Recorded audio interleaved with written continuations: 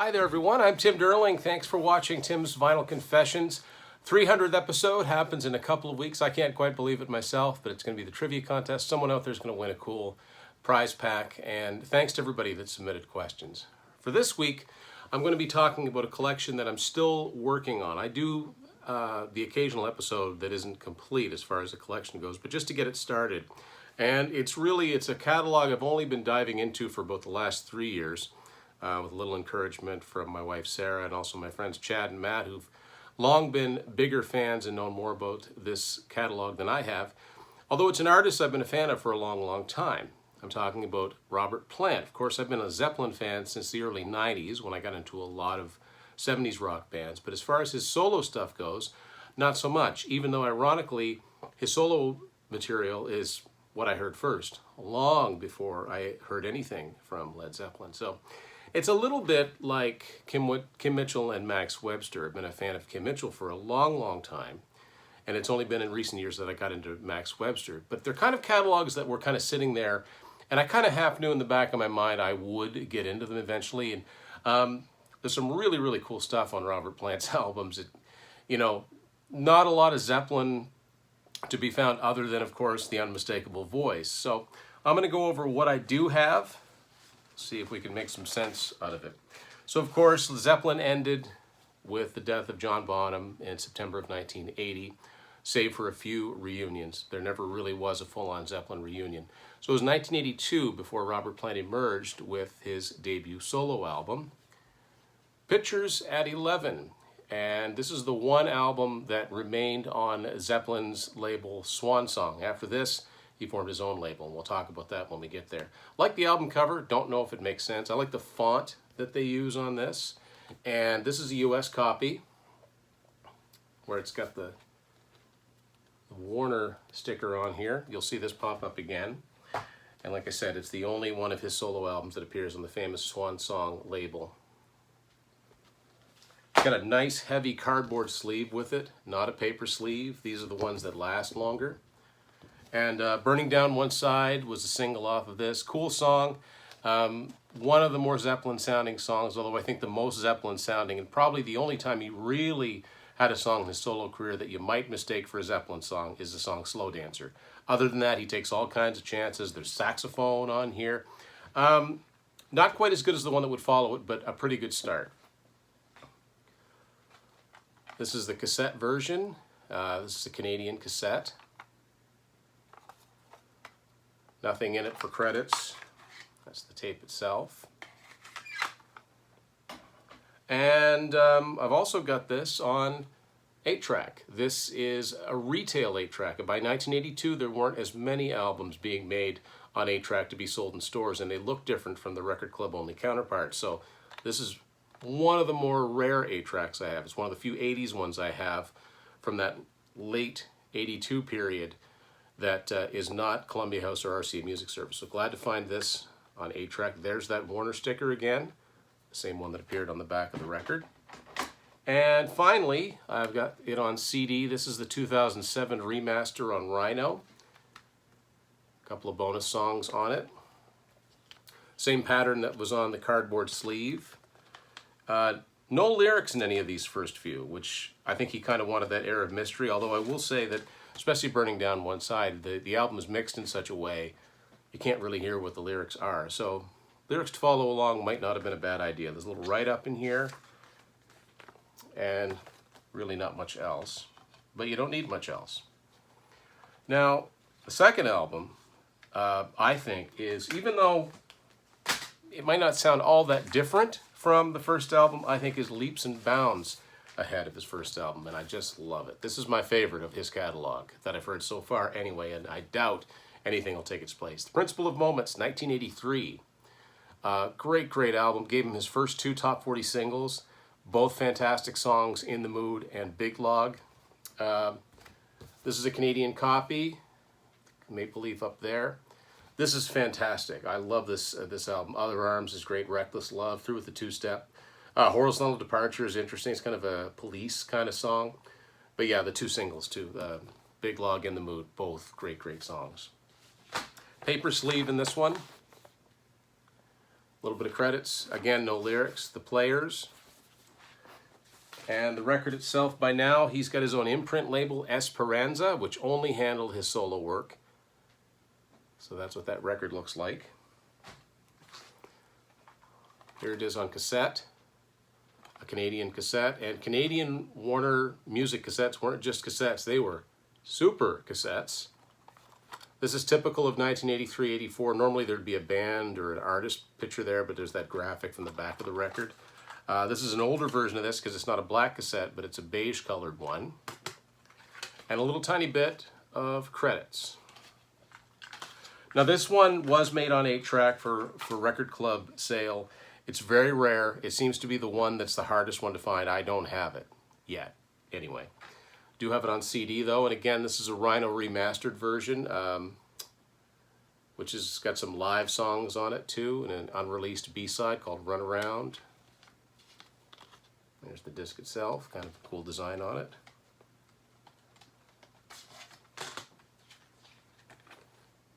And there's a write-up about the album here too. And this was the first time that he supported an album with a tour. This is the first time he did a solo tour. He wanted to have enough of his own material so he didn't have to play just Zeppelin stuff. And as a matter of fact, for many years he did not play Zeppelin stuff. So, me being the age that I am, the first song I ever heard with Robert Plant singing on it was the Honey Dripper's Sea of Love in late 1984. And I knew nothing about Led Zeppelin, I knew nothing about Jimmy Page, none of it. So just learning about all this, starting to listen to Top 40 radio. The first solo track I ever heard from Robert Plant was this one, Little by Little. Great song, one of my favorites of his. This was a minor Top 40 hit. I distinctly remember hearing this on the Top 40 beginning of the summer of 1985, just out of school, and that song always makes me think of that summer. This is a Canadian single, and it's got Trouble Your Money on the other side of it. The record itself, same label as the Principle of Moments record, the Esperanza label. Now, the album it came from, I don't like the album it came from nearly as much as the song. 1985, Shaken and Stirred, third solo album, very, very experimental album. He took a lot of chances, have to give him that. This is a Canadian version, and it's not the easiest album to listen to aside from Little by Little. It's far and away the best track on it, but there is some interesting material on here. I mean, just one look at the song titles: Hip to Who, Callaloo, Callaloo, Do Do, A Do Do. Like, seriously, there's some. The 6s and 7s is okay. Pink and Black was I think it was a video anyway. It's not totally, it's not bad. It's just different, and it's not one that warrants a lot of revisiting. So there's a tiny list of the credits and band members, including some high quality mullets here, I must say. And this is one of those records that has a this side, that side on it. So all of the tracks on both sides are listed on this side of the record, and then you've got this graphic on the other side of it. Here it is on cassette, Canadian copy of it.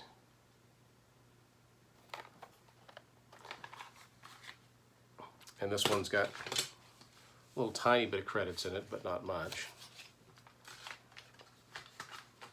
And I'm happy to say I do have this one on 8-track. This is an RCA Music Service version of it from the US of Shaken and Stirred. And not in bad shape. When you get into 1985, you're getting into sort of hallowed territory. You don't see many of these. So glad to have this one. Maybe someday I'll have the Principle of Moments, and my 8-track collection will be complete for his solo stuff. And here's the CD of Shaken and Stirred. One more time, it's a remastered version on Rhino. There you go, nice reproduction of the Esperanza label. And just kind of follows the same format as the other reissues. A write-up about the album, and yeah, there you go, same pictures in it. So it'd be another 3 years before the next Robert Plant solo album, and this one actually would go on to be his biggest selling solo album. I think it sold something like 3 million copies, which is pretty impressive. Now and Zen. This is the one that, you know, a lot of people my age, if they bought one Robert Plant album, it was this one. This had a big hit single on it called Tall Cool One, which ironically I don't think has aged all that well. It was a fun song, and it was a big hit that summer, but yeah, for whatever reason, this is his biggest selling solo album. This is a Canadian Columbia House version. Still on Esperanza, which is Atlantic. He had a different band, a completely different band by this time. Other singles, Heaven Knows, got a lot of video play, as did Ship of Fools, great song. A very 1988 sounding album. And I wonder if maybe somebody out there could tell me, were there copies of this in the UK or somewhere else that were gatefold? Because it seems to want to be a gatefold. And this has the lyrics to most but not all of the songs for some reason. And it just uses the regular Esperanza label. Here it is on cassette. This is a Canadian version on cassette.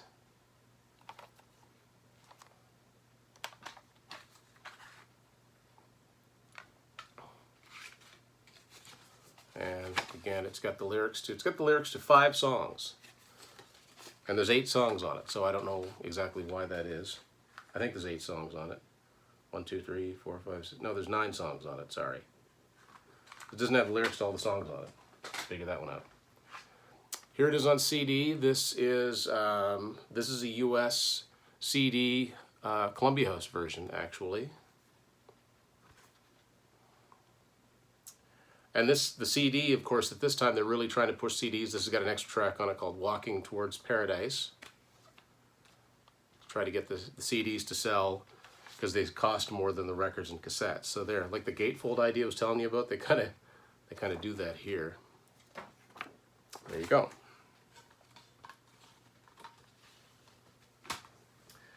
So now it was a couple of years before his next album, and right now I only have it on cassette. This is Manic Nirvana, 1990. And this album did not sell as well as Now and Zen. I think they probably pressed up copies in the same amount. That's why this ended up deleted, not deleted, but cutout bins. It sold okay, but it didn't sell as many copies. This is a US copy, the clear cassette. Hurting Kind was the first single on this, almost hit the top 40. To me, that song's always sounded like he was trying to rewrite Tall Cool One, and it didn't really get there. There are some interesting songs on here. Anniversary is a good song. Liar's Dance, you know, good stuff. Just, this was his last, I think, I'm not sure, but I think this was his last attempt to make any sort of concession to fit in with the rock that was going on at the time. I think after this, he just totally decided to do his own thing. And it was another 3 years before the next Robert Plant solo album, and a lot of people will tell you it was one of his best, Fate of Nations, 1993. I've got a Canadian copy here. There were a lot of singles off of this one. Calling to You, I Believe, a beautiful song, wrote about his son Carrick, who passed away very, very young, the age of 6, back in the late 70s. 29 Palms, he covers Tim Hardin's If I Were a Carpenter. Yeah, this is a very, very different album for him. There's the disc itself, looks pretty cool. Again, assembled a different band for this one. A very unique font. And there's a lot of environmental stuff that is talked about here. This image here, a variant of that will come up again in this episode. Yeah, there's a lot of environmental stuff here. This album did quite well for him. Then he reunited with Jimmy Page for a couple of albums. One was a live acoustic album, and then there was one studio album. Now, I'm missing a lot of stuff in between here. So the next thing I have is, it's not the type of thing I would normally buy. I actually found it used quite cheaply. This is a very critically acclaimed album, Raising Sand. This is the album he did with country bluegrass singer Alison Krauss. Not really my cup of tea, but it did introduce a lot of people to his music. It's very much a mood album. You don't just put this on, you know, willy-nilly. This is on Rounder Records, and I've got a Canadian version here that was distributed by Universal. This album won a lot of awards. I think it won some Grammy Awards, and very different for Robert Plant, certainly, but his voice does suit this material. It's nice. It's got this. I don't know how else to say it. It's got some nice stuff on it. You just have to kind of be in the right mood. For once, it's got, I think, all the lyrics. But again, I am missing a lot of the ones in between. The next one I have to show you is kind of funny. I believe it's the first CD I ever got by him. I got it used. And I didn't realize until I got it that it's actually a counterfeit. I'll show you. Robert Plant, Greatest Hits. And you might be thinking, I've never seen Robert Plant's Greatest Hits before. It's because it doesn't really exist. It was never officially released, although I think it was going to be. Let me show you this. This is, it's got a copyright date on it of 2011, Rhino Entertainment. So it's got the Rhino logo, it's got the Esperanza logo, and this, I believe, came from Russia, judging from the characters on it. It's a 2-disc set, and it's an excellent representation of his solo career as of 2011. So when I saw this, I looked at the track listing before I ordered it, and I said, oh, okay, so this has Little by Little, In the Mood, Big Log, Tall Cool One, Ship of Fools, 29 Palms. Like this has, although it's spelled 29 Psalms on here, it's Shine It All Around, which is a latter-day song of his that I really like. So I was like, okay, well, I'll get this. And then I looked through it and like, okay, this isn't an actual officially released album, although I have to think there was going to be. And knowing Robert Plant at the last minute, he said, no, I don't want this out. So somehow, somebody got a hold of this material and put it out. This cannot be sold on Discogs. There's no booklet with it, which again tells me that, you know, this is just unfinished. But it's still a pretty good collection of his solo material. Although, for some reason, the last track on each of these skip. But fortunately, it's Liar's Dance and Angel Dance. Oddly enough, both of those are available elsewhere. So this is a curiosity. I don't know if anybody else out there has this, but yeah, this is one to talk about for sure. Skipping way ahead, 2014. By this time, he'd formed a group called the Sensational Space Shifters. This is Lullaby and the Ceaseless Roar. This is on None Such, Warner Brothers. And we're getting into the material here that I never would have listened to years ago, but I really, really like a lot of the stuff on here. Rainbow's a great song. Little Maggie, Turn It Up, Poor Howard. This is really, really cool stuff. And a great band. There's the booklet that came with this. Some of these guys have been with him for many, many years at this point. Sarah and I had the absolute privilege, fortunate enough to see Robert Plant live at Harvest Jazz and Blues Festival in Fredericton in 2019, and it was absolutely mind-blowing. I mean, Robert Plant, for crying out loud. This was a living legend, and did a lot of the material from his previous couple of solo albums. Some Zeppelin stuff, and one of the encores was a rendition of In the Mood. So it's fantastic, and I've got an episode dedicated to that show somewhere far back. If you Google Tim's Final Confessions, Robert Plant, you'll find it. So far, the most recent studio album he's put out came out in 2017. It's Carry Fire, another good album, very much like the last one. This is again on None Such, Warner Brothers, and this is a US edition. A lot of great songs on here. The title song, The May Queen, New World, Bones of Saints. Let's see now. It's one of those ones that's kind of hard to get into, so it comes in this little thing here, and that's the disc itself. And so the other side of this obviously has the booklet. It's a little awkward, a little tight. So yeah, lyrics. And the most recent thing that's come out is a compilation. This is an official one this time. And that image I showed you inside of The Fate of Nations, it's kind of like this. This came out late in 2020, Digging Deep Subterranea. It's to go along with his YouTube series where he talks about a song that from his catalog each time he does an episode. This doubles as a 2-disc best of his solo career, some unreleased songs, and I think songs that are just favorites of his. Notably, though, it's missing Little by Little. I get a thumbs down for that, but it does have, it's got Ship of Fools, Heaven Knows, In the Mood, I believe, let's see now, 29 Palms, Big Log. So it's got a lot of the songs the average listener would know. This is a 2-disc set. It's like a little book, and it's got a little write-up from him on it. And yeah, there's a fair amount of unreleased material, and for me, there's also some material from some of those albums I don't yet have. So what should I get next? Where's my next move with the Robert Plant solo catalog? I'd appreciate your feedback. And thank you very much for watching Tim's Vinyl Confessions.